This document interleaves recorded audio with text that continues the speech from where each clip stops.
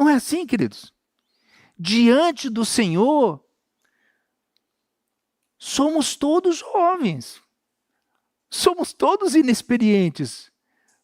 Podemos dizer todos, tranquilamente, não sabemos falar.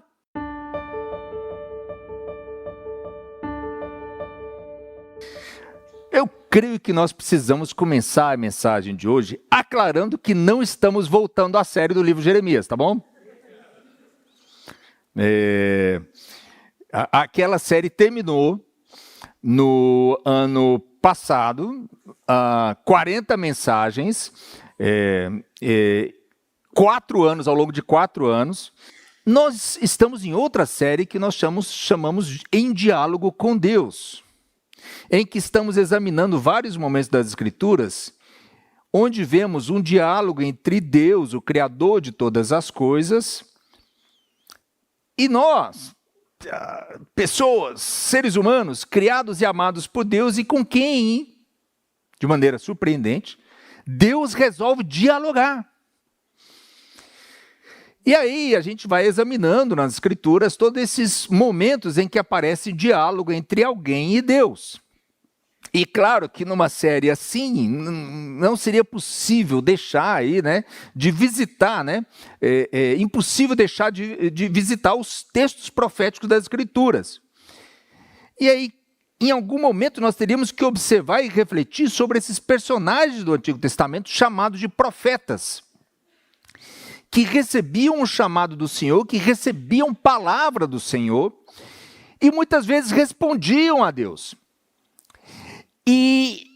E assim eles dialogavam com o Senhor. E nesse diálogo, né, ainda com essa tarefa tão especial que era entregar partes desses diálogos que eles tinham com o Senhor, com o próprio Deus, para outras pessoas da sua época, do seu tempo, passando adiante essas palavras que vinham da boca do Senhor para as pessoas de seu tempo e de seu contexto.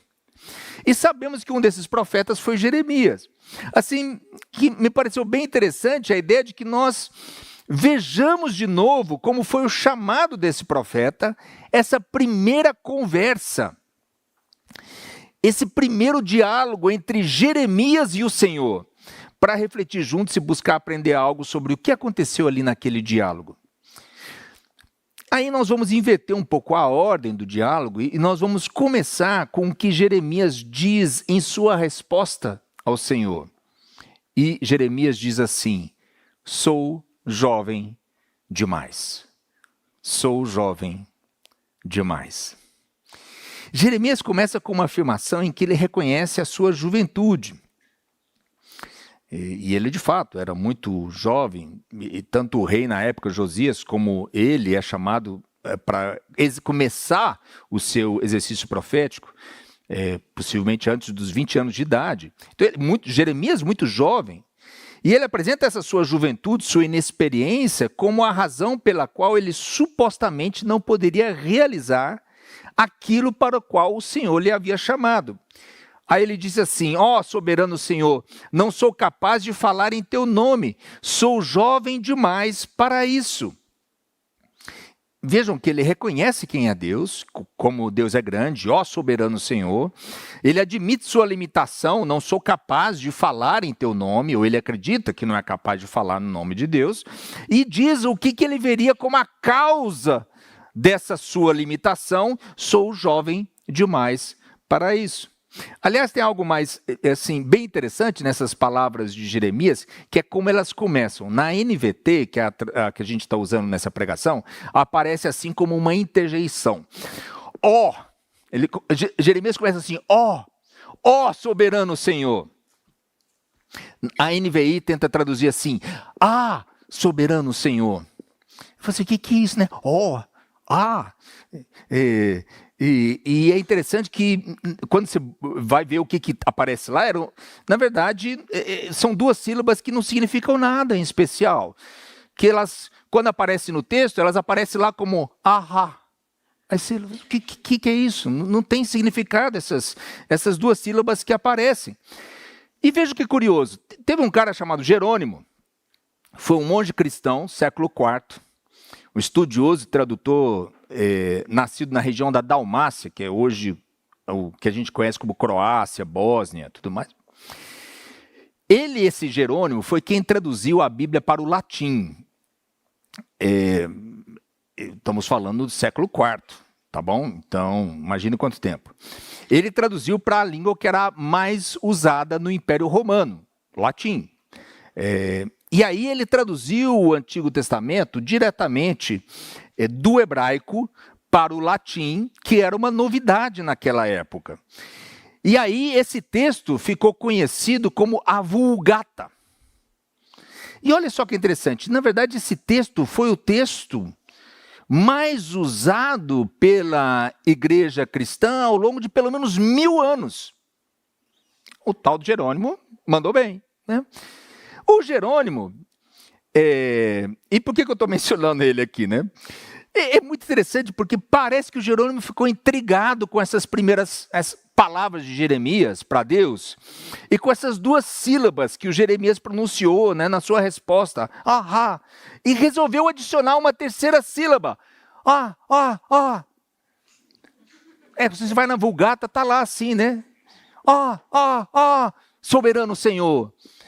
E aí é interessante, né? Porque alguns vão dizer que o jovem profeta Jeremias ficou parecendo bastante com Moisés. O Moisés era aquele que reconhecidamente gaguejava. Dizia que não sabia falar. E foi o jeito de Jerônimo colocar na boca de Jeremias, eu também não sei falar. Eu sou jovem demais. Tem um autor que diz algo interessante sobre isso.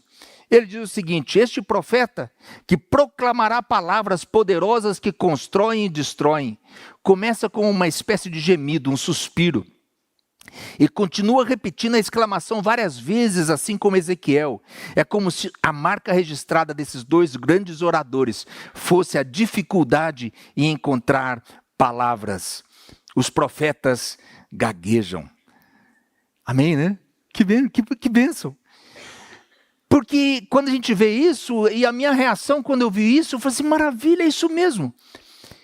Bem-vindos todos os que tropeçam nas palavras.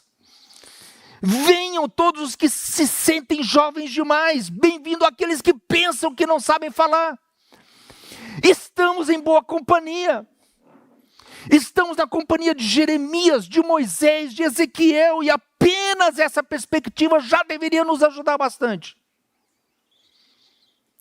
Claro que, além disso, o Senhor responderá a Jeremias com não diga, sou jovem demais. Não diga, sou jovem demais. E ainda lhe acrescentará algumas razões pelas quais ele não deva usar sua juventude ou qualquer limitação que perceba nele mesmo como uma desculpa para evitar ou para fugir do chamado de Deus para ele. Vejamos quais são as razões que o Senhor lhe apresenta. Nessa parte em que o Senhor afirma, não diga, sou jovem demais. Desde o começo desse diálogo entre Deus e o profeta Jeremias, nós já encontramos afirmações da parte do Senhor que são poderosas, que servem para reafirmar o senso de identidade de um hesitante jovem Jeremias. Eu o escolhi, eu o separei, eu o designei. O Senhor é quem lhe formou no ventre materno, uma das canções, acho que foi a primeira, né, que o Nogue escolheu, fala até disso no Salmo 71, se não me engano. Eu lhe formei no ventre materno, ou até mesmo antes do ventre materno. Foi ele, o Senhor, quem o escolheu, quem o separou, quem o designou, o chamou para uma certa tarefa. Tudo indica que nesse começo, nessas palavras iniciais de Deus para Jeremias, e como era esperado, porque estamos falando de Deus, né? É como que Deus já sabia da resposta que Jeremias lhe daria, e então já prevendo que ele vai dizer, eu sou jovem demais, com isso o Senhor começou afirmando pontos bem importantes sobre a identidade de Jeremias, que ele era formado, escolhido, separado, designado, chamado. Assim, na sequência, o que o Senhor faz a seguir é seguir afirmando o que Jeremias precisa saber para enfrentar essa longa jornada adiante. Não diga, sou jovem demais, pois você irá onde eu enviar e dirá o que eu lhe ordenar. E não tenha medo do povo, pois estarei com você e o protegerei. O Senhor lhe diz que é Ele quem o envia. o Senhor decreta que Jeremias irá. O que é interessante, né? Porque talvez Jeremias, hesitando, pensasse, será que eu vou mesmo, né? Será que eu vou? Aí o Senhor diz, vai, você irá. Além disso, o Senhor lhe diz que as palavras que ele dirá não serão suas próprias palavras. Jeremias serão palavras do Senhor ditas através de Jeremias. Uma grande responsabilidade. Imagina, né? Nossa, as palavras que eu vou falar vão ser palavras de Deus através de mim, mas também, por outro lado, um grande descanso. Eu não tenho que me preocupar com as palavras que direi, porque é o Senhor, pela sua graça, pelo seu Espírito, quem colocará em minha boca as palavras que eu devo dizer, e assim isso nos ajuda a descansar. Deus também afirma que a sua presença, a presença do Senhor, irá com Jeremias. E por isso ele não precisa ter medo. Eu já disse algumas vezes aqui em outras mensagens, que essa é uma das expressões que mais aparece nas Escrituras, em toda a Bíblia. Essa é uma das expressões que mais aparece. Não tenha medo. É impressionante a quantidade de vezes que ela vai aparecer ao longo de toda a Bíblia. Não tenha medo. Eu tenho minhas suspeitas, né? Por que aparece tantas vezes, né? Talvez porque precisemos ouvir do Senhor. E que bom que o Senhor siga repetindo isso, não tenha medo. Não tenha medo. Porque não deixa de ser um certo consolo para a gente isso, que conhecemos e experimentamos essa realidade do medo como uma experiência tão comum, tão universal. Então a pergunta agora seria, como lidar ou como enfrentar esse medo?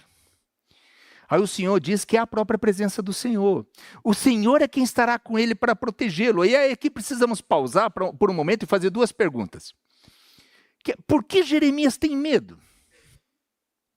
Ou, em uma variação dessa primeira pergunta, haveria razões para Jeremias ter medo? Ou a segunda, relacionada, alguém vai dizer, talvez é uma repetição da primeira, seria, por que o Senhor precisa protegê-lo? E aí essas perguntas nos levam ao próximo ponto da nossa mensagem hoje, que é a natureza da missão do profeta. O Senhor lhe diz o seguinte, hoje lhe dou autoridade para enfrentar nações e reinos, para arrancar e derrubar, para destruir e arrasar, para edificar e plantar. Ou seja, Deus diz a Jeremias que a missão será bem difícil. 4 verbos de destruição e apenas 2 de construção. 4 verbos que poderíamos dizer assim, mais negativos, 2 positivos.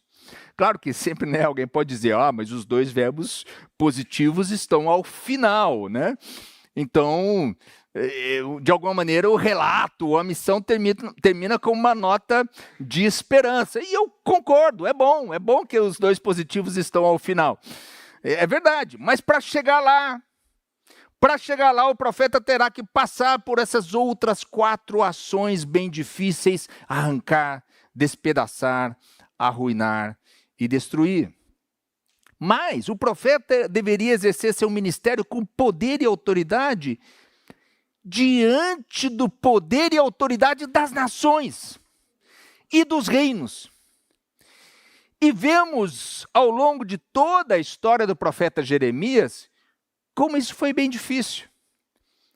A gente é só revisitar a série lá, tem bastante mensagem, né? Reis que não escutaram, autoridades religiosas, porque a corrupção também estava de uma maneira trágica, lamentável, principalmente dentro do próprio sistema religioso da época. Autoridades religiosas que também não escutaram a palavra de Deus, que inclusive o perseguiram, o povo que não escutou e o chamou de traidor. Ou seja, aquele que estava entregando a palavra de Deus foi chamado de traidor. E aí muitas vezes em que ele foi preso, torturado, acusado de estar do lado dos inimigos. E aqui, queridos, queridas, eu reconheço que a gente precisa tomar muito cuidado. Porque no livro de Jeremias nós também encontramos falsos profetas. no livro de Jeremias, não só no livro de Jeremias, mas assim, como estamos falando do livro de Jeremias, com certeza ali nós vamos encontrar falsos profetas. Pessoas que diziam falar no nome de Deus, ou em nome de Deus, ou usavam um vocabulário religioso, mas não haviam sido enviadas por Deus. Havia pessoas que usavam o nome de Deus, mas que com suas palavras e as suas ações revelavam que sua agenda era outra. Uma agenda de ambições pessoais, interesses pessoais, não a agenda do bem comum, não a agenda do bem do povo, não a agenda em que seguiria os valores e os princípios da justiça e do reino de Deus. Então, aí o nosso problema é o seguinte: um falso profeta também sempre vai dizer que ele que está certo. Ora, não tem nenhuma novidade nisso na história. Ao longo de toda a história foi assim. Um falso profeta também, usando o nome de Deus, diz que ele está certo. E que ele está sendo injustiçado, e que os errados são os outros. Como então nós, que afirmamos crer em Deus e querer ouvir a palavra de Deus e discernir bem as coisas, como que nós vamos lidar com esse dilema? Com esse grande perigo, inclusive um perigo para o jovem profeta como Jeremias, porque deve imaginar, eu não quero entregar a palavra que seja minha.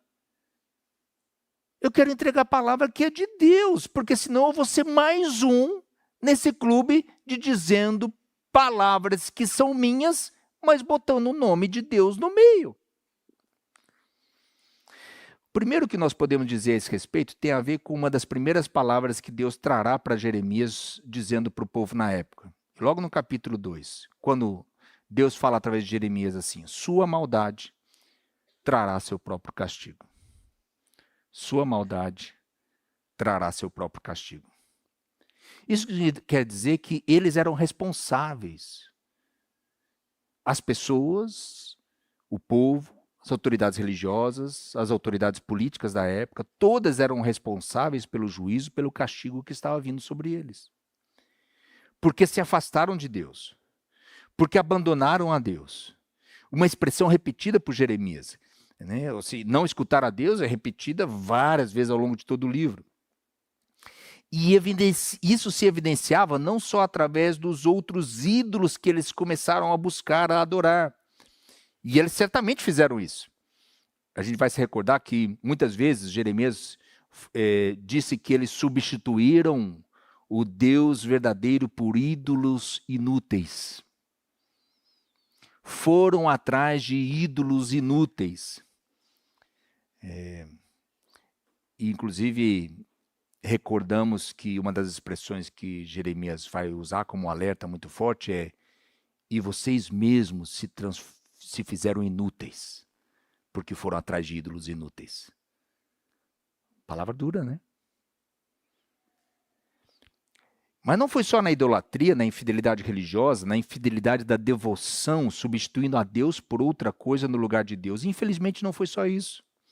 A maldade deles se manifestou também na dimensão relacional, na vida na sociedade, no pecado e nas injustiças relacionais, da opressão, da violência, da injustiça, na maneira em que se relacionavam uns com os outros.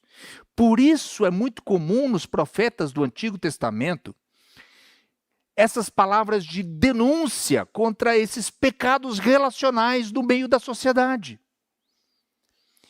E eles denunciavam então ambas as coisas, a infidelidade na devoção, iam atrás de ídolos, idolatrias, substituindo a Deus por qualquer outra coisa nessas idolatrias. Então o abandono de Deus e o consequente e inevitável resultado desse abandono de Deus na falta dos princípios e valores divinos, do amor, da paz, da justiça no meio da sociedade. Porque a sociedade já abandonou o seu Deus. Vejam que, na época de Jeremias, o sistema religioso continuava. Não é uma questão do abandono do sistema religioso. As pessoas continuavam aparentemente muito piedosas, religiosas, usando o nome de Deus, indo à igreja. mas haviam de fato abandonado a Deus os seus valores da justiça e do reino de Deus. Ainda usavam o nome de Deus, mas viviam de uma maneira que estava bem diante dos propósitos de Deus de paz, vida e justiça para toda a sociedade. Jeremias era o profeta que era chamado a denunciar essa hipocrisia, essa maldade, denunciar o que estava mal e anunciar o bem. Por isso, coitado, Jeremias foi considerado depois o profeta chorão, porque ele reclamou pra caramba, sofreu, chorou. E aí, ao longo de todo o livro, a gente vai vendo ele sofrendo as consequências de entregar essa palavra. Porque não era uma tarefa fácil essa de denunciar o que estava mal e anunciar o bem, anunciar o shalom, denunciar aquilo que estava errado em seu mundo, em seu tempo. E isso nos leva a um ponto difícil dessa mensagem hoje, mas senti que era importante tocar nesse ponto hoje, que é a importância de denunciar o mal também nos dias de hoje.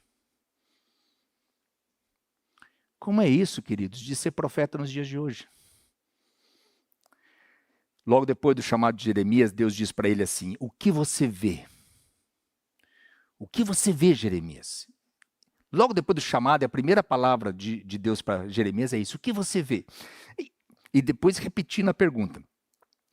Claro que para além do significado direto e simples da pergunta aqui, que era para que Jeremias estivesse atento aos elementos simbólicos que Deus iria usar para trazer a sua palavra para Jeremias, pedindo que Jeremias entregasse essa palavra.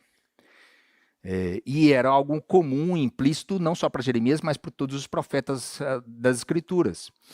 Busca ver e entender bem os sinais do tempo presente. Esse era um mandamento para os profetas.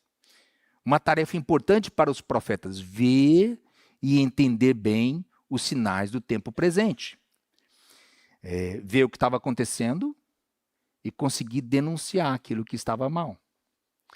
O problema em nosso mundo hoje é que nós sofremos de um mal. Acho que vários males, né? Mas eu vou dizer um deles. Um dos males que nós sofremos é que, com frequência, nós conseguimos ver todos os erros dos que consideramos nossos inimigos.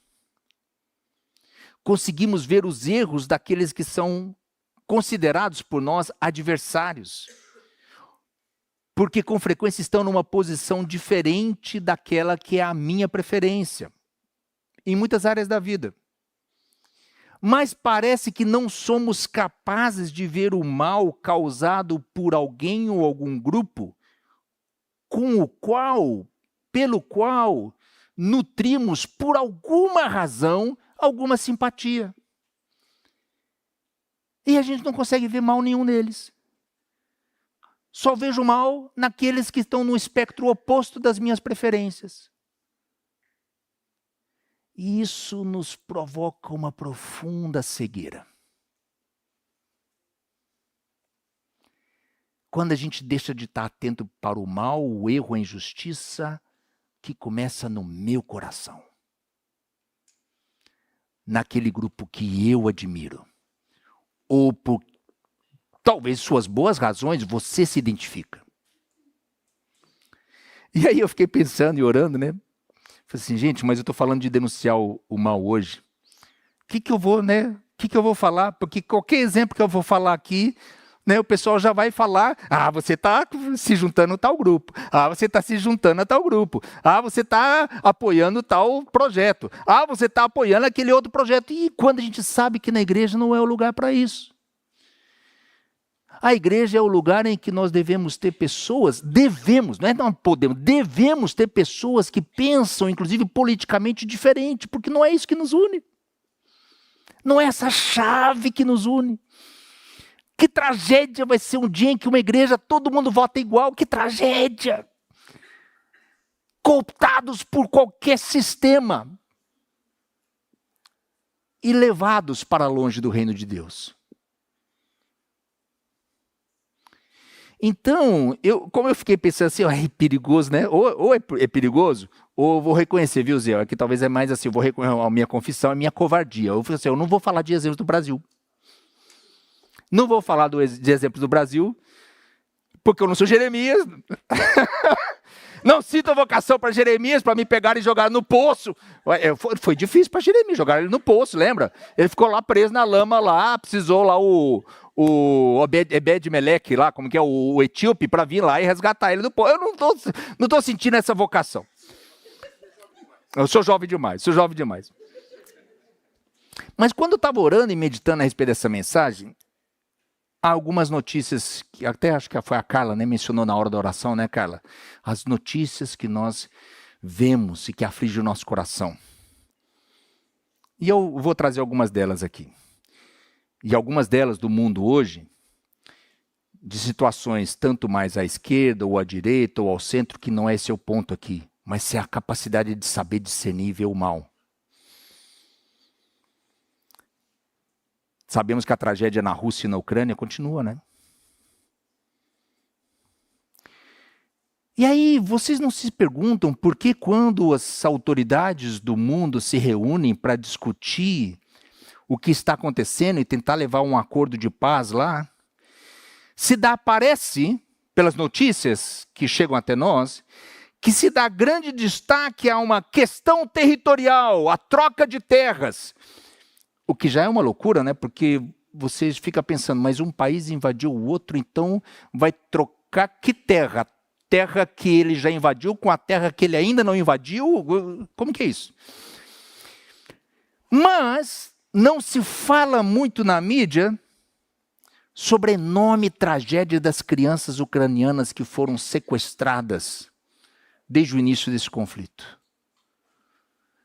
As estimativas mais modestas se falam de 20 mil crianças ucranianas sequestradas, abduzidas, ou porque seus pais já foram mortos, ou porque às vezes pais ou parentes ainda estão vivos, mas foram levadas e estão nesse momento adotadas de maneira ilegal em famílias russas, sendo russificadas ali e longe, isoladas da sua família. Aí você para pensar, eu já vi episódios assim, trágicos no passado, em outros países. Gente, isso está acontecendo hoje. Aliás, quando eu comecei a ler e pesquisar mais sobre isso, eu me assustei, porque algumas organizações, na verdade, falam de 10 vezes esse número. 200 mil crianças que foram sequestradas, abduzidas, estão na Rússia hoje. E a gente sabe que numa guerra, muitas vezes a primeira vítima que morre é a verdade ou a informação confiável, mas imagine, sem entrar na guerra de números, seja 20 mil, 200 mil ou algum número entre esses dois números grandes, que enorme tragédia é isso que crianças foram sequestradas, estão sendo agora educadas, treinadas pelo inimigo que invadiu o seu país. E aí eu imagino que o profeta hoje talvez deveria se levantar e perguntar: por que a tragédia de milhares de crianças ucranianas sequestradas não é considerada com devido peso e seriedade nas chamadas negociações de paz? Por que se fala tanto de economia, da terra, da geografia, da influência militar, da aliança militar, mas aparentemente não se fala com a devida seriedade da tragédia dessas crianças? Ou vejam a tragédia que segue acontecendo em Gaza e na Cisjordânia hoje. Tem uma bomba, né? Difícil. E por que os governos do mundo não são mais firmes em condenar o governo de Israel na sua política de ocupação e deslocamento massivo de milhões de palestinos naquelas regiões? Por que o direito à autodefesa, legítimo, todo país tem que ter o direito a se defender, verdade? Mas por que esse direito à autodefesa é usado e segue sendo usado para minimizar o sofrimento inominável de centenas de milhares de palestinos, infelizmente, na verdade, chegando aos milhões, que objetivamente, na sua grande maioria, mulheres e crianças, vítimas inocentes de ações vis? E a pergunta do profeta talvez deveria ser, então, por que somos rápidos em condenar a ação criminosa de um grupo terrorista como o Hamas, que deve, sem meias palavras, absolutamente ser condenado, mas somos hesitantes ou cheios de dedos para levantar críticas, para condenar a ação violenta e política de ocupação criminosa do governo de Israel hoje?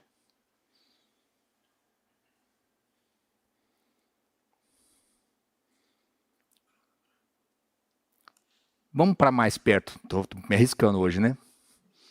Vamos para o Uruguai? A igreja, a comunidade sabe que eu fui missionário no Uruguai, né? 7 anos. E para deixar que não haja dúvidas, né? Hoje, o governo do Uruguai é um governo à esquerda, né? Na semana passada, um projeto de lei sobre morte com dignidade, ou seja, eutanásia, em casos específicos, passou na Câmara. E agora segue para o Senado lá no Uruguai, onde o governo que apoia a medida já tem maioria. Se o projeto for aprovado, o Uruguai vai ser o primeiro país da América Latina com uma lei dessa natureza. Lei da morte digna.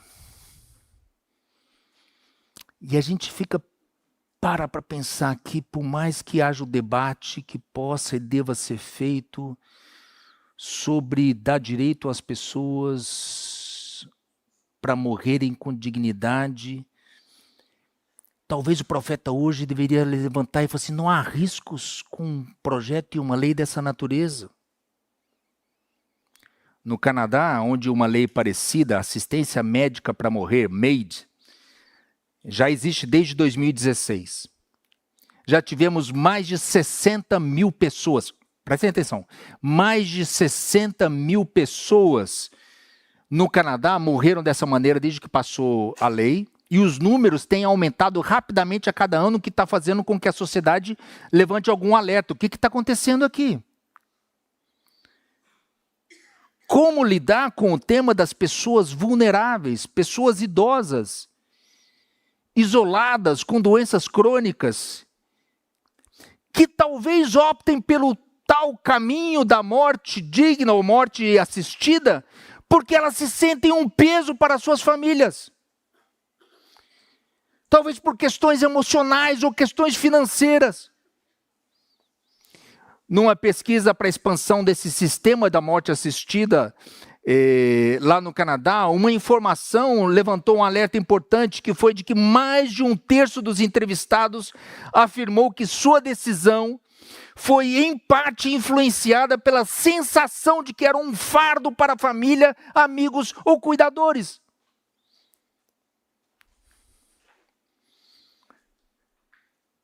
E aí quando a gente vê isso acontecendo, e é uma realidade que vai crescendo hoje em vários países ao redor do mundo, talvez em alguns países mais como o Canadá, ou na Europa, ou no Japão.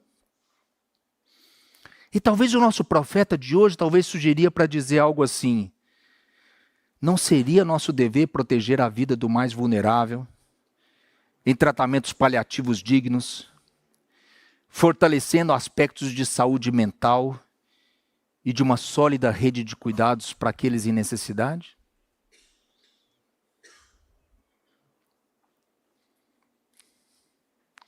Saindo do Canadá e do Uruguai, sinto que vou me arriscando cada vez mais, né? Indo ao outro lado do Rio, na Argentina, nesse mês de agosto, o presidente vetou o reajuste dos aposentados, argumentando que o reajuste das suas aposentadorias ameaçaria o objetivo de eliminar o déficit público. E vejam que há alguns estudos que mostram que, pela primeira vez na história da Argentina, o valor pago pelas aposentadorias, pelo governo, nas aposentadorias da população, ficou abaixo da linha de pobreza.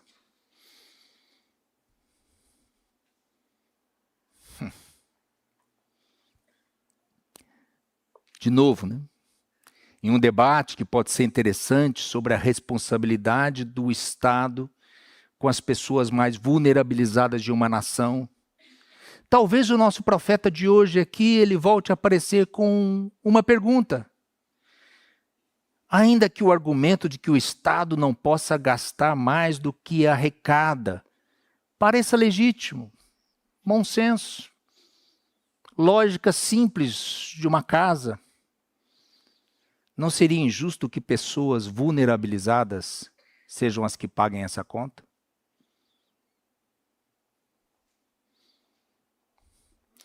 Vejam que, queridos, queridas, que nesse nosso exercício difícil, não é fácil fazer esse exercício, sobre o que os profetas diriam no mundo de hoje, eu preferi colocar suas palavras mais como perguntas do que como afirmações.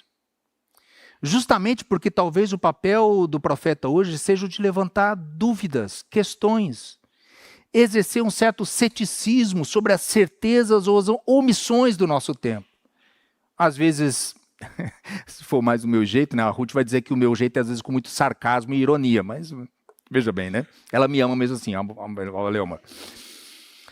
Ou só levantando a pergunta mesmo. Já pode ser um papel importante para os profetas hoje.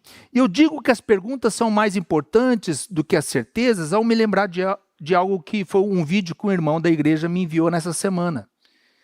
Era um vídeo bem interessante que sugere que uma das nossas tragédias no mundo hoje é de ser guiados por pessoas cheias de certezas, mas não tão inteligentes, nem tão sábias, quando o melhor seria que fôssemos guiados por pessoas que reconheçam que não sabem tanto, mas que saibam fazer boas perguntas, e assim há melhores chances de que humildemente caminhemos em busca do conhecimento da verdade. Bem, depois desse longo exercício sobre o desafio de ser profetas dos dias de hoje, voltemos a Jeremias para concluir. Como Jeremias conseguiu ser fiel ao que ouviu do Senhor, ao que viu na realidade ao seu redor, em tudo que ele fez e falou ao longo de sua vida em serviço ao Senhor? O texto nos diz que o Senhor estendeu a sua mão e tocou a boca de Jeremias. O que isso quer dizer? E concluímos com esse ponto sobre a intimidade com o Senhor. Lembremos que nas palavras do Senhor para Jeremias, o mais importante era que o Senhor lhe dizia que a sua presença iria com ele para protegê-lo. A própria presença do Senhor. Deus afirmou que o conhecia, que estava com ele, e aí o Senhor lhe toca a boca. Aliás, lendo a Bíblia, a gente vai se recordar que já viu isso em outro livro dos profetas, né? O livro do profeta Isaías, em que vem um anjo, inclusive, com uma brasa do altar, e que ainda queima. É pior, com Isaías é pior, né? Que queima ali a boca. Nesse caso aqui, é Deus vindo e tocando. Inclusive, acho que eu tenho essa imagem que está menor ali, e maior. Essa é uma imagem que aparece numa Bíblia de Winchester, uma Bíblia bem antiga, ano acho que 1000 ou alguma coisa assim. Depois eu vou ver, eu posso checar bem, mas eu achei muito bonita essa imagem, que essa é a abertura do livro de Jeremias nessa Bíblia, em que é Deus vindo assim, né, e tocando ali na boca do jovem Jeremias, as suas palavras, as palavras de Deus na boca de Jeremias, intimidade com Deus nesse toque, intimidade com a palavra que vem de Deus. Lembremos que era uma missão difícil para o jovem, mas podemos dizer que diante do Senhor somos todos jovens.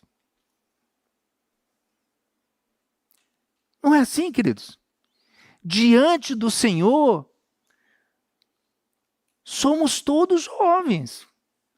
Somos todos inexperientes. Podemos dizer todos, tranquilamente, não sabemos falar. Tenho medo. Não me sinto capaz. Gente, isso vai ser experiência universal e comum. Nossa, estaremos em boa companhia nas Escrituras. Porque diante do Senhor somos todos inexperientes, engateando num processo de formação. O bom é que nesse processo de formação, o Senhor toca os nossos lábios. O Senhor nos pega pela mão, nos conduz pela mão. O bom é que esse ponto reforça que nessa vocação do Senhor, nós somos libertos das nossas tentações de querer ser grandes por nós mesmos. Não o somos. Porque não é sobre nós. Quando Deus nos chama para uma tarefa, não é sobre a gente. Não é sobre dar destaque para a gente, sobre a gente fazer grandes coisas. A missão do Senhor não é sobre a gente. É sobre o que Deus quer fazer. Aí nesse diálogo com o Senhor acontece algo maravilhoso. Conversar com o verdadeiro Deus me liberta da tentação e da ilusão de ser eu mesmo um pequeno Deus. Uma figura um tanto onisciente, entronizada entre outros pequenos deuses igualmente ridículos, que só sabem como governar e consertar o mundo. Uma caricatura de um velho chato que, ao contrário de Jeremias, sabe muito bem como falar, mas não tem a menor ideia de como ouvir. O que Deus nos chama, queridos, é aprender a ouvir mais a Deus. Nesse diálogo com o Senhor. Nessa intimidade de caminhar com o Senhor. Reconhecer que sabemos pouco, que sabemos menos. Mas o Senhor sabe, e o Senhor nos conduz, o Senhor nos leva. E se ouvimos bem, vamos saber também bem falar e fazer aquilo que o Senhor quer que nós falemos e façamos. Nosso Jeremias começou hoje dizendo que era jovem demais. Era mesmo. Mas dialogar com o Senhor, ouvir a Deus, fez toda a diferença para ele. Eu oro que nós saibamos ser profetas como ele, nos tempos difíceis que nós vivemos hoje. Que Deus nos abençoe. E eu vou deixar essas perguntas para vocês, para seguir refletindo ao longo da semana, que é como lidamos com o medo, o sentimento de ser jovens, limitados ou incapazes de fazer o que Deus nos chama a fazer. O que nós vemos no mundo hoje que o Senhor nos chama a denunciar como maldade, como injustiça ou hipocrisia? E como podemos crescer em intimidade com o Senhor, que quer dialogar e caminhar com a gente, e caminhar com cada um de nós. Deus nos ajude.